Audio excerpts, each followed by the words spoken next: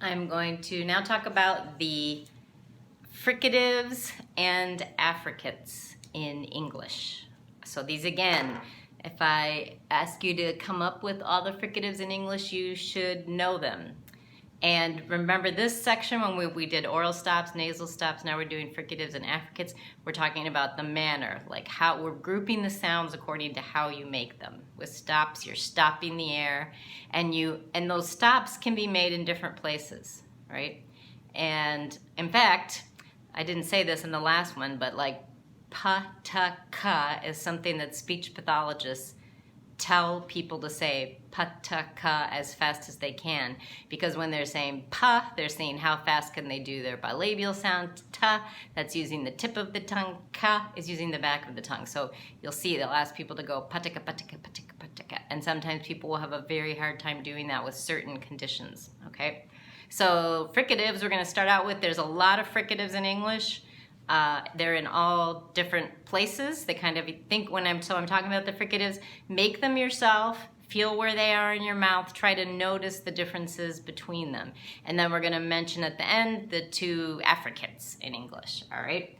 So the first two, we're going to moving from the front of the mouth to the back. There's no bilabial fricatives in English, but there are in other languages, so we'll talk about that. You can make a fa and a va just with your lips.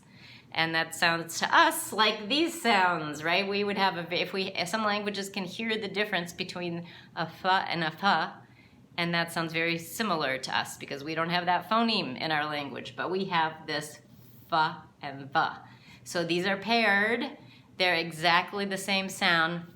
You're using your lower lip and your upper teeth, right? Fa, fa, fa, va, va, va.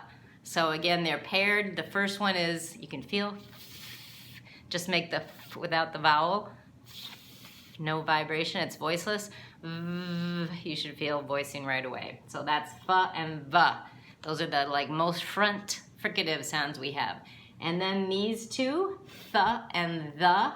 So these are the first ones where you're using the tip of your tongue to touch your teeth. They're dental sounds, or sometimes called interdental fricatives, right? And oh, I should mention, of course, fricatives are where you're not stopping the air at all, right? When you say f, you're not stopping the air at any time. When you say v, the air is continuously going through, but you're getting your teeth so close to your lower lip, or when you say th, your tongue is like right on your teeth, as close it can be. The air can just go out, and you hear that frication because your tongue is so close to your teeth. You get this little pattern. That's the hissing sound, right? So fricatives are always kind of hissing sounds. So this is the th, this is the, okay? So this is th, so make that th, th, th, th, the. You should be able to hear the difference between those two. The is whispery more, right? Your vocal folds aren't vibrating. You're saying, thank you, thin, thimble, thigh. And then you're vibrating your vocal folds, right? It's like them, these, those, that, then, thy, okay? So th and the, both fricatives. That's the tip of your tongue in the front. Going further back, if you move your tongue, so feel how you go from a th to a s.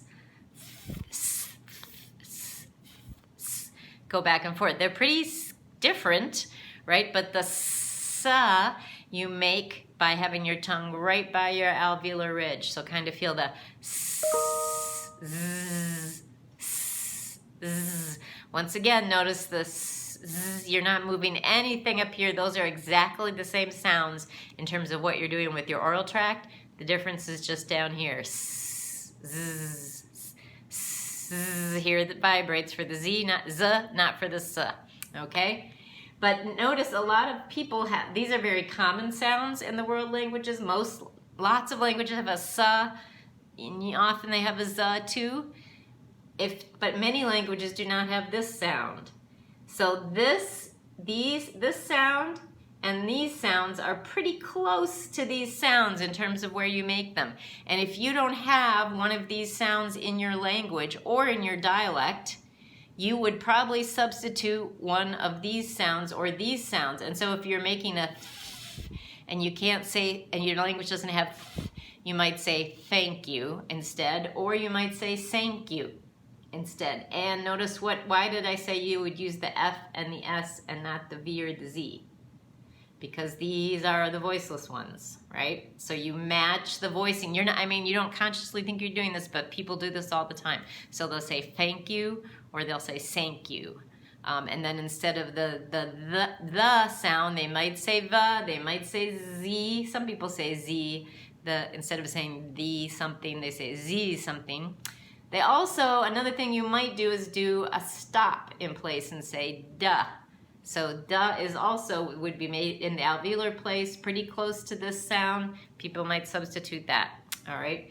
So sa and za are alveolar. Now these are, what sounds are these? Hopefully you remember, this is sha, and this is ja, ja, ja. So those are the same sounds again, except for the voicing. So sh, sh, sh, sh, sh. You're vibrating down here for the sh, all right?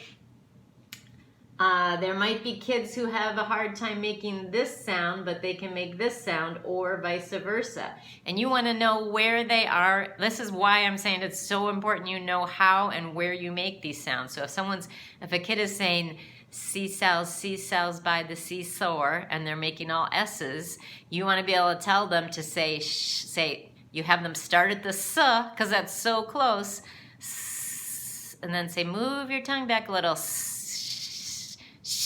and then they can get that sound, shh, right? So you feel yourself now. Say, go back and forth between sa and sha, and feel where your tongue is going. You should feel your tongue moves back. It's a little, some people curl their tongue even a little bit when they make the sh sound. So you're using maybe a little more back part of your tongue, not the very tip, okay? And then the same with the za, do that.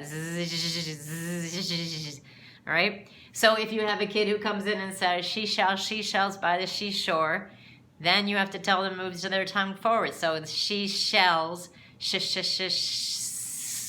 tell them to move their tongue forward, and they get an S, right? So that's why it's so important you know where these sounds are made. Like, that's the point of how you use them, is you have to know what are you doing to make these sounds, not just these symbols, but what do those symbols mean, all right? And then the last fricative in English is ha. So this is kind of a weird one. All the rest of them are paired. We have a voice and voiceless in all the positions, but with ha, we don't have the voiced ha. Aha. If you say ha, if you try to say aha, and feel how you stop vibrating, aha, ha, ha, ha, ha. But if you say aha, and you keep vibrating, that is the voice. There is a voiced equivalent of this that some languages have. We don't have in English. This is always voiceless, all right? And it's a glottal, made at the glottal, made down in your larynx. So when you say ha, ha, ha, feel how it's way down here. You're bringing your vocal folds close together, and that's where the friction is, all right, when you make that sound. Then, so those are all the fricatives in English. The affricates in English are these two sounds, and remember, an affricate is a stop put together with a fricative. So both of these are stops put together with fricative. So this sound was the one that was ta-sha, ta-sha, ta-sha, cha, cha, cha. This is cha, cha, ch, ch. Feel no vibration, it's voiceless. This is ja, ja, ja, ja, ja. And notice, this says voiceless sound, this is a voiceless sound. This is a voice sound, this is a voiceless sound. So these two sounds are exactly the same except for the voicing. So say ch, ch, ch, ch, ch. J, j, j. You should feel vibration when you do a ja, ja sound, all right? But everything else is the same. All right, those are the affricates and fricatives in English.